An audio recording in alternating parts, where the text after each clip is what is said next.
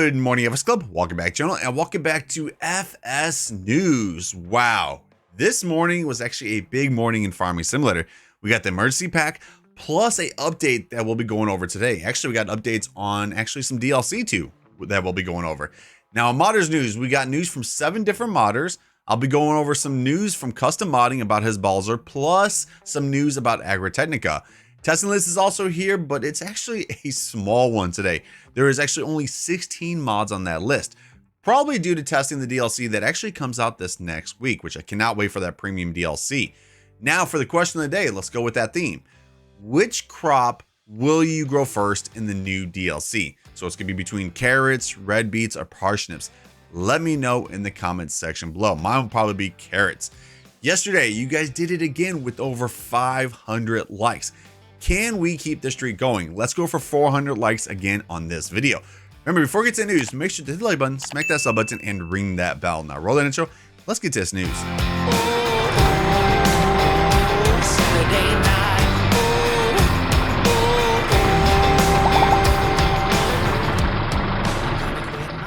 Welcome back. Okay, so the first thing we're going over is like what we do every single news video.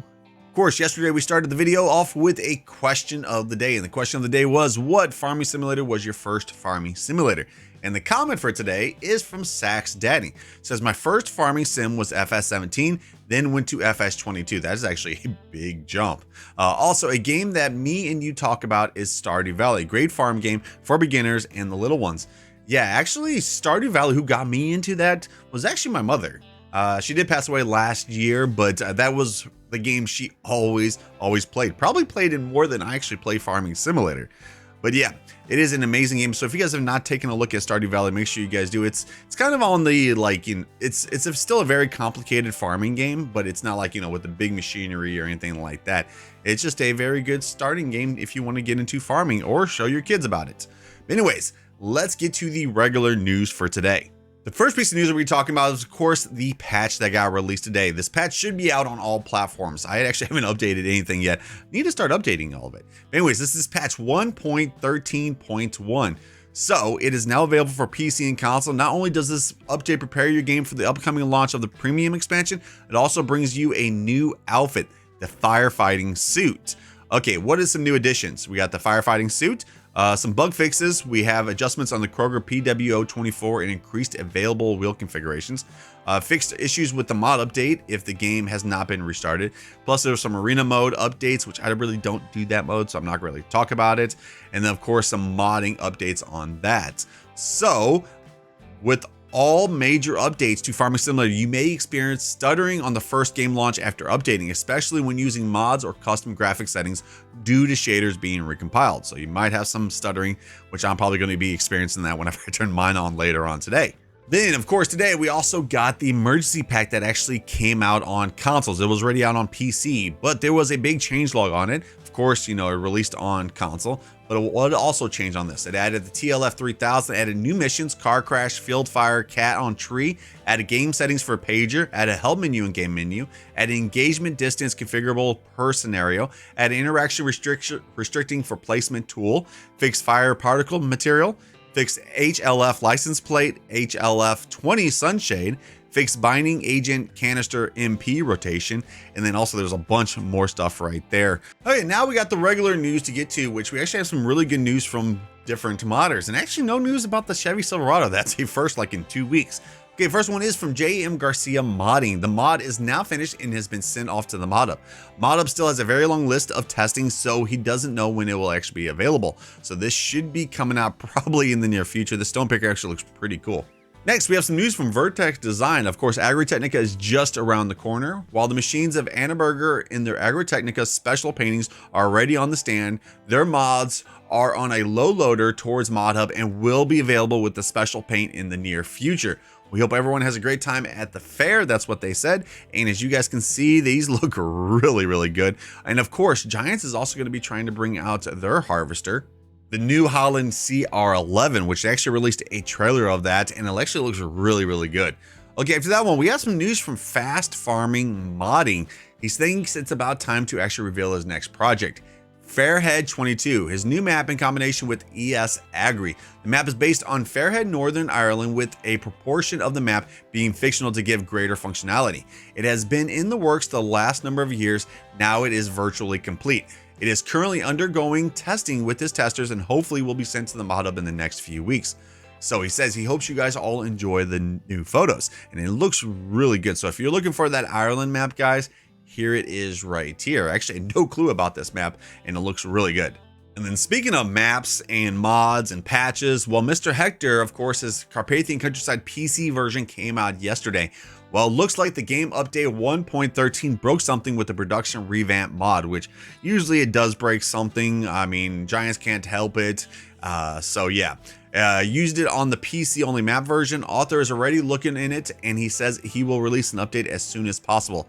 To be safe, he recommends you to wait for the mod update and then update the game.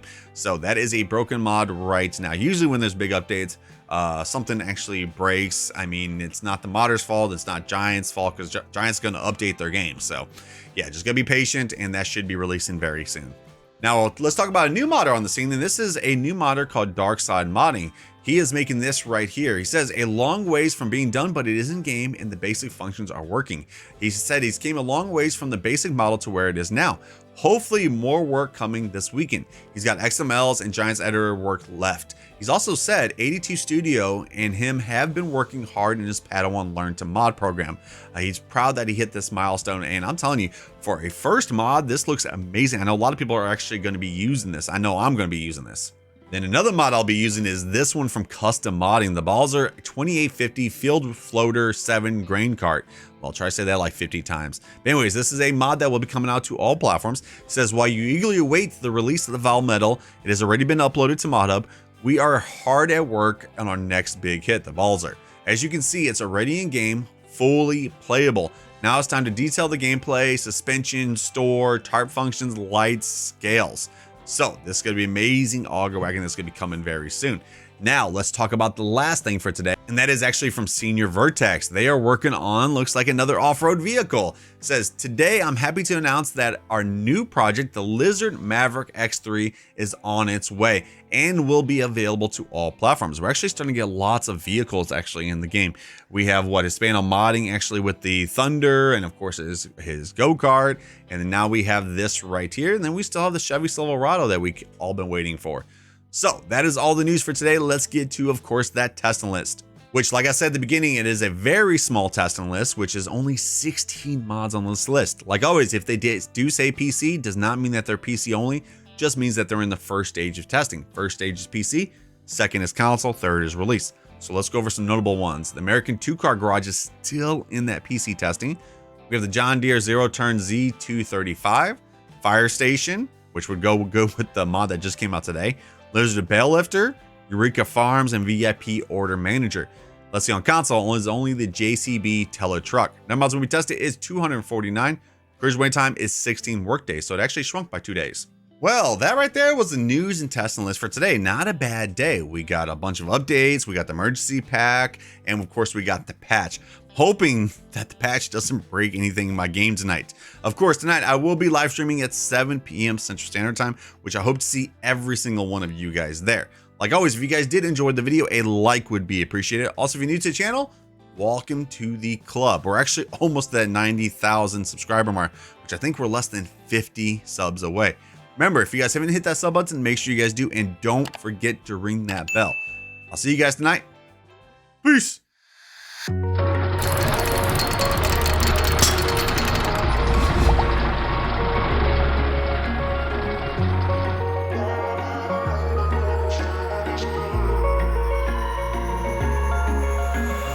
Wish I could say I was finally over you, but that's not the truth.